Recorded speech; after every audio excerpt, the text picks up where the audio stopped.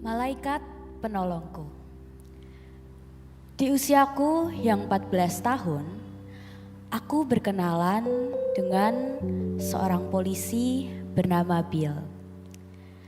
Di usia itu, aku juga diberi tanggung jawab oleh kedua orang tuaku untuk menjaga adik-adikku di rumah, sementara mereka, ayah dan ibu, pergi bekerja. Perkenalanku dengan Bill diawali di suatu siang, di suatu musim panas, ketika aku membawakan segelas jus dingin dan segar untuk Bill.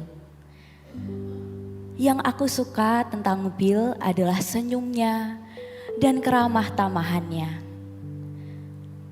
Karena hal itu, setiap hari aku membawakannya segelas jus yang dingin dan segar untuk Bill. Kami pun mengobrol, semakin hari kami semakin akrab dan kami menjadi sahabat. Bill bercerita bahwa Bill sudah menikah dan hendak menantikan anak ketiganya yang dianugerahkan Tuhan dalam pernikahannya. Bill pernah berkata seperti ini, "Karen, kamu tahu tidak? Di kantor, banyak sekali polisi yang ingin ditempatkan di sudut jalan ini. Kamu tahu gak kenapa? Karena mereka ingin mendapatkan segelas jus dari remaja yang cantik seperti kamu." Mendengar hal itu, aku tersenyum dan aku tersipu malu. Suatu saat, ada seorang pria mengetuk pintu rumahku. Pria itu berkata, dia bekerja sebagai kontraktor yang diutus oleh ayah untuk memperbaiki rumahku. Awalnya aku agak curiga, tapi pria itu berhasil meyakinkanku dan akhirnya aku izinkan pria itu masuk ke dalam rumah. Tapi tak lama kemudian, pria itu mengambil sebilah pisau dan menaruhnya di leherku. Ia berkata, "Jangan kamu teriak. Kalau kamu teriak, aku akan membunuhmu dan aku juga akan membunuh adik-adikmu."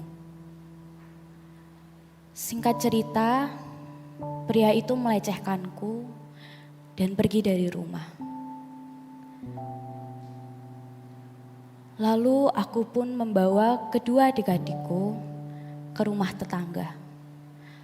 Aku menceritakan semua yang terjadi kepada tetanggaku. Tetanggaku pun segera menelpon ayah, ibu dan juga polisi.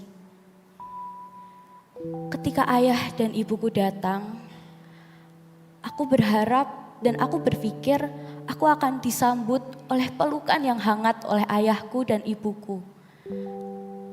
Aku berpikir mereka akan memelukku dan berkata semua akan baik-baik saja. Tapi ternyata tidak. Justru ketika aku menceritakan hal yang terjadi, ayahku memalingkan wajahnya dariku. Ia membalikan badannya dariku dan pergi menjauh. Bahkan ayahku tidak menemaniku ketika aku ditanyai oleh polisi. Berhari-hari aku hidup dalam kesedihan. Berhari-hari aku diselimuti dengan rasa takut, rasa khawatir, dan rasa cemas. Aku tahu ayah dan ibuku sedang mengalami kepedihan atas apa yang terjadi padaku. Namun tetap saja, kesedihan itu menyelimuti hatiku, bahkan isi pikiranku. Hingga aku sempat berpikir untuk mengakhiri hidupku. Segala kengerian, semua luka yang ditinggalkan oleh pria itu masih membekas di dalam hati. Luka itu masih segar.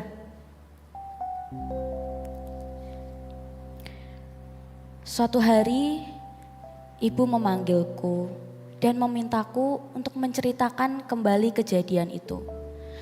Aduh, apa ibu ini gak mengerti ya? Apa ibu ini gak tahu? Kejadian itu tuh baru saja terjadi. Luka yang dalam hatiku masih sangat segar. Aku masih trauma. Sungguh berat bagiku untuk menceritakan hal itu lagi. Itu yang kupikirkan dalam hati. Ketika aku masih bergejolak, masih dalam berkonflik itu, tiba-tiba aku mendengar suara. Suara yang ku kenal. Suara yang berkata, "Karen, apa kamu baik-baik saja?" Ketika aku menoleh ke belakang, aku melihat itu sahabatku Bill. Aku pun bergegas ke arahnya dan menggenggam kedua tangannya. Bill berkata, "Karen, tidak apa-apa. Semua itu bukan salahmu.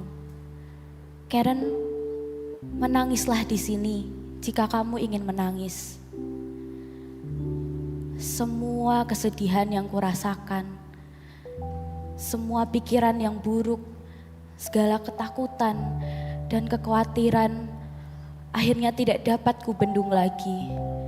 Semua keluar dalam tangisan, dalam air mata yang mengalir di dalam pipiku.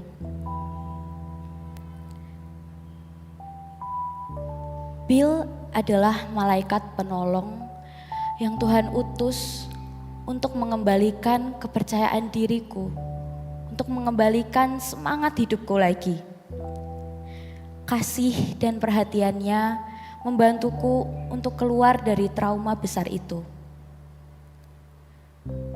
Jemaat yang dikasihi Tuhan, banyak orang yang akan dipulihkan apabila kita mau mengulurkan tangan kita dan menjadi malaikat penolong bagi mereka yang membutuhkan, bagi mereka yang sedang terpuruk dalam keadaan. Lentera Natal untuk Advent kedua.